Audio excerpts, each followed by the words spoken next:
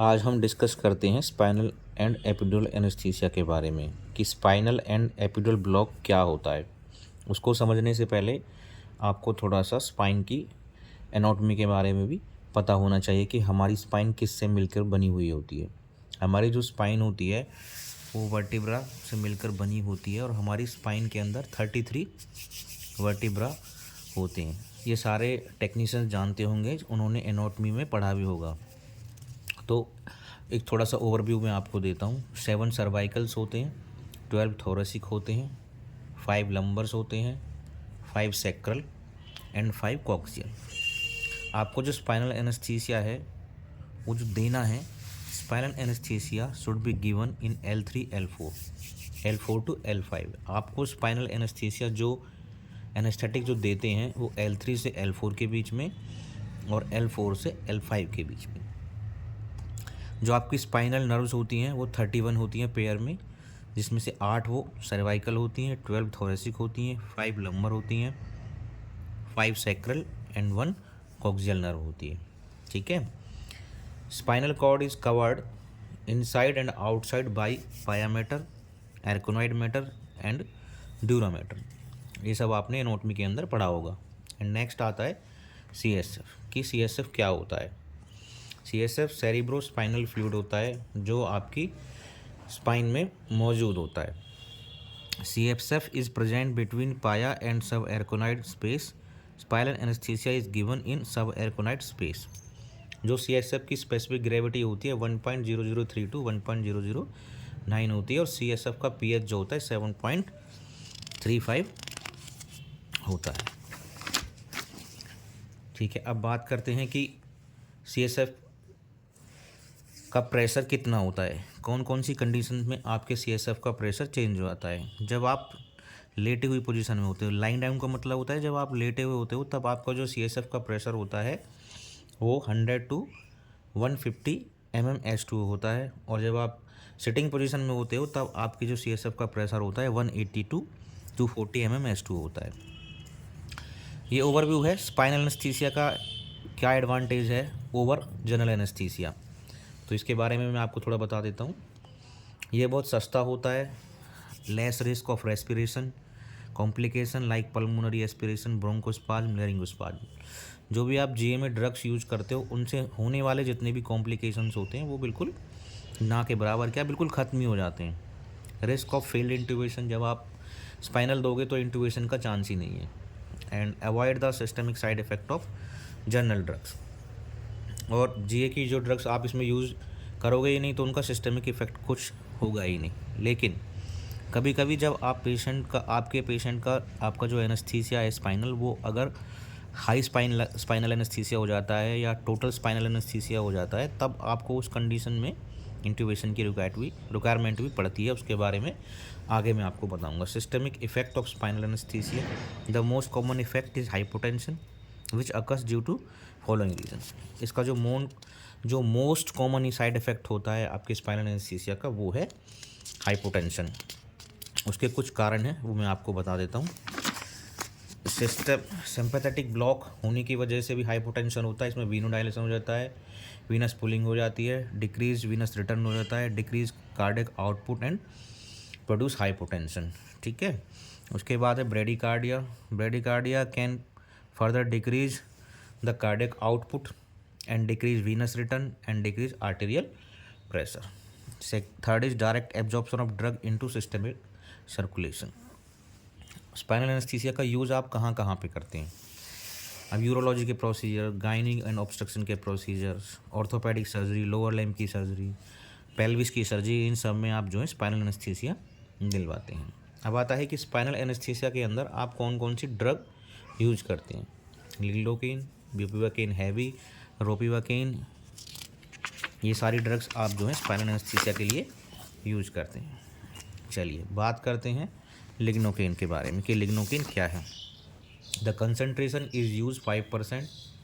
The drug use for spinal is hyperbaric, that means specific gravity is more than of CSF, therefore it tries to settle down. देखिए ये क्या कह रहा है कि जो आप लिग्नोकेन यूज करते हैं 5%, वो हाइपरबैरिक होता है। हाइपरबैरिक सॉल्यूशन कौन से होते हैं? जिनकी स्पेसिफिक ग्रेविटी CSF से ज़्यादा होती है। तो जैसे ही आप उसको स्पाइन के अंदर CSF में देते हैं तो जहाँ पे आप ड्रग छोड़ते हैं वो ड्रग वहीं पे सेटल डाउन हो जाती है। एंड सेकेंड है bupivacaine heavy. It is the most common used drug for spinal. The concentration used for spinal is 0.5%. It is made hyperbaric by adding of 8% of dextrose. इसको भी hyperbaric बनाया जाता है। इसके अंदर 8% डेक्सट्रोज मिला के ऑलरेडी मिक्स आता है। बुप्रोपिन हैवी के नाम से इंजेक्शन आता है और उसको स्पाइन में दिया जाता है स्पाइनल एनेस्थीसिया के लिए। इसका बहुत अच्छा इफेक्ट होता है। उसके बाद है रोपिवाकेन। सेम रोपिवाकेन भी है जैसे बुप्रोपिन है।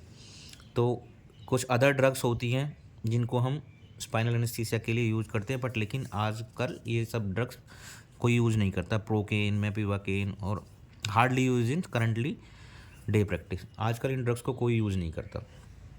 लेकिन इसके साथ साथ small dose of fentanyl 20 to 25 mcg is usually added as supplement to local anaesthetic. हम बुप्रोपिन हैवी के साथ 20 से 25 mcg फेंटनिल को मिलाते हैं ताकि इससे स्पाइनल एनेस्थीसिया का इफेक्ट थोड़ा बढ़ जाए और आपको अच्छा मसल रिलैक्सेंट मिले, ताकि और आपकी सर्जरी परफॉर्म करने में आपको कोई दिक्कत ना हो। क्योंकि कभी कभी क्या होता है, जब सर्जरी थोड़ा लंबा खिंच जाती है तो आपके एनेस्थीसिया का इफेक्ट चला जाता है, तो पेशेंट को पेन महसूस होने लगता है।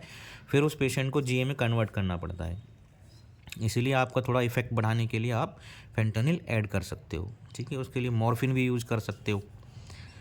लेकिन मॉर्फिन देने से आपके पेशेंट का रेस्पिरेटरी डिप्रेशन हो सकता है, इसलिए आपको पेशेंट को आपको वॉच करना होता है मॉनिटर पे। एंड सेकेंड है कॉन्ट्राइंडिकेशन। इसमें कॉन्ट्राइंडिकेशन कौन कौन सी हो सकती हैं स्पाइनल एनेस्थीसिया में? पेशेंट रिफ्यूजल की पेशेंट आजकल मॉडर्न डे टाइम में आजकल सारे पेशेंट बहुत समझदार हो चुके हैं, तो इसीलिए ज़्यादातर पेशेंट स्पाइनल एनेस्थीसिया का लेने से मना कर देते हैं। क्योंकि आजकल गूगल पे सब लोग पढ़ के आते हैं तो उसके कॉम्प्लिकेशंस लोगों को पता होते हैं, इसलिए बहुत सारे पेशेंट स्पाइनल के लिए रिफ्यूज़ कर देते हैं। वो बोलते हैं कि हमें GA चाहिए। एंड लोकल इन्फेक्शन और sepsis at the site of injection. जिस साइट पे आपको L3 L4 पे L4 L5 के बीच में जहाँ पे भी आपको स्पाइनल एनेस्थीसिया देना है, इंजेक्ट करना है, हो सकता है वहाँ पे कोई सेप्सिस हो रहा हो, उस साइट पे कोई फोड़ाफुंसी हो रहा हो, तब भी आप वहाँ पे स्पाइनल एनेस्थीसिया नहीं दोगे, क्योंकि वो इन्फेक्शन स्पाइन के अंदर जाने के चांसेस होते हैं। Bleeding disorders, anatomical disorders of the spine such as scoliosis, उसकी स्पाइन मुड़ी हुई हो, एलर्जी हो, risk and complication, hypotension, bradycardia, nausea and vomiting, lower back pain and pain in legs, post dural puncture headache, ये सभी risk and complications हैं। लेकिन मैं एक एक करके आपको इन सबको डिफाइन करता हूँ कि इन कॉम्प्लिकेशंस को आप कैसे डील करोगे। ये कॉम्प्लिकेशंस आपके साथ स्पाइनल एनेस्थीसिया में होंगी और आपको इन्हें कैसे डील करना है। ठीक है,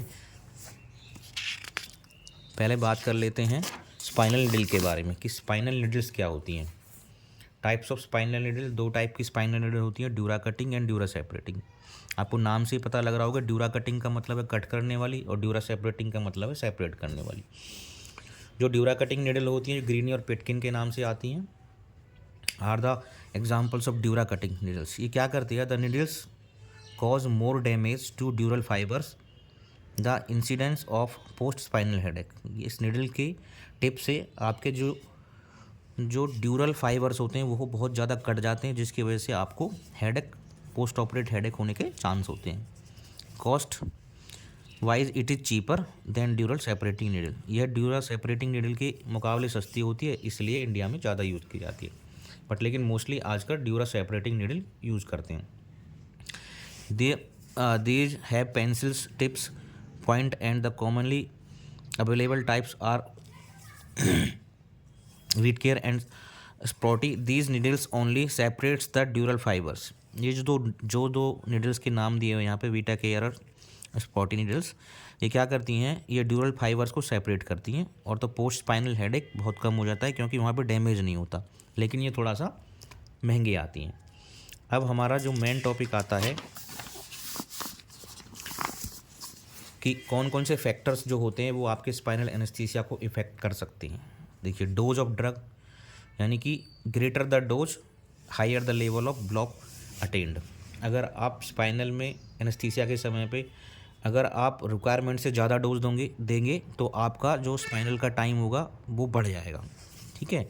पोजीशन, आपके पेशेंट की पोजीशन भी आपका एक महत्वपूर्ण रोल प्ले करती है स्पाइनल एनेस्थीसिया में। अगर it is an important factors, spinal given lateral position will attain higher levels compare to spinal given in sitting position. अगर आप लेटरल पोजीशन में स्पाइनल देते हो तो उसका इफेक्ट बहुत अच्छा आता है सिटिंग पोजीशन के मुकाबले। सिटिंग पोजीशन में भी अच्छा इफेक्ट आता है, लेकिन बट स्पाइनल एनेस्थीसिया आप अगर लेटरल पोजीशन में देते हो तो उसकी मेन पोजीशन बनती है फीटल पोजीशन।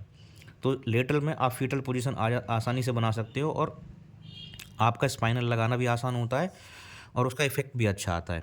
जब आपको किसी लोअर लिम्ब में एक तरफ की सर्जरी करनी होती है तब ज़्यादातर आप लेटरल एनेस्थीसिया देते हो स्पाइनल का। Trendelenburg position will produce higher block level. आप ट्रेंडलबर्ग पोजीशन आप स्पाइनल देने के बाद पेशेंट के लेग को 15 से 20 डिग्री पे आप अप कर देंगे तो वो आपका ट्रेंडलबर्ग हो गया। पेशेंट का हेड आपको लो करना है थोड़ा सा 15 से 20 एंगल पे। Site higher the space chosen higher is the level of block achieved. Age, old age patients, old age जो पेशेंट्स होते हैं उनमें स्पाइनल का इफेक्ट बहुत अच्छा आता है। बेरिसिटी, आपका जो आपने मेडिसिन यूज़ करी है वो हाइपरबैरिक यूज़ की है या आपने ड्रग हाइपोबैरिक यूज़ की है या आपने ड्रग जो है आइसोबैरिक यूज़ की है, वो डिपेंड करता है आपकी ड्रग पे, आपने किस किस टाइप की ड्रग यूज़ की है। Hypobaric solution leads to settle down the level achieve by hypobaric solution is govern by the position of the patient during spinal anesthesia and after injection till drug gets fixed to neural tissue, which normally takes 10 to 15 minutes for xylocaine and 20 to 30 minutes for bupivacaine. And hyperbaric local anesthetics are made hyperbaric by adding of settled sterile water. It is very rarely used for spinal anesthesia. And isobaric is the local anesthetic settles at the same level at which it is injected. इसके बाद आती हैं complications जो हम spinal anaesthesia देने के बाद technicians को फेस करनी होती हैं और हमें किस तरह से इन कॉम्प्लिकेशंस को उस टाइम पे फेस करते हुए ठीक करना है या अपने एनेस्थेटिक्स को इन्फॉर्म करना है, उनकी मदद से इन चीज़ों को ठीक करना है। ठीक है। सबसे पहला मेन प्रॉब्लम जो हमारे लिए होती है स्पाइनल देने के बाद hypotension. It is the most common complication of spinal anaesthesia. Mild hypotension do occurs in almost all patient. Mild hypotension is beneficial in reducing the blood loss.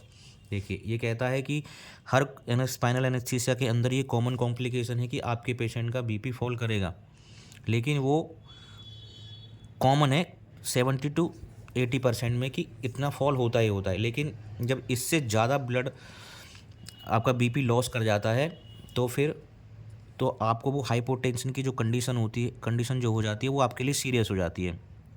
अगर आपका बीपी कम रिड्यूस होता है तो वो आपकी सर्जरी के लिए भी अच्छा है क्योंकि आपका ब्लड लॉस कम होगा, लेकिन आपका ज़्यादा बीपी डाउन चला जाएगा तो वो फिर पेशेंट की जान के लिए घातक हो जाएगा। तो आपको अपने पेशेंट को उससे रिकवर करना है, तो उसके लिए आपको ट्रीटमेंट क्या देना है, आपको कम से कम 1 से 1.5 लीटर क्रिस्टलाइड सॉल्यूशंस RL या NS पेशेंट को देना है, क्योंकि आपका पेशेंट रात के 12 बजे से नील बाई ओरली होता है, पेशेंट खाली पेट होता है, तो आपके पेशेंट के थोड़ा केमिकल बैलेंसेस कम हो जाते हैं, इसलिए आपको सबसे पहले फ्लूइड देना है।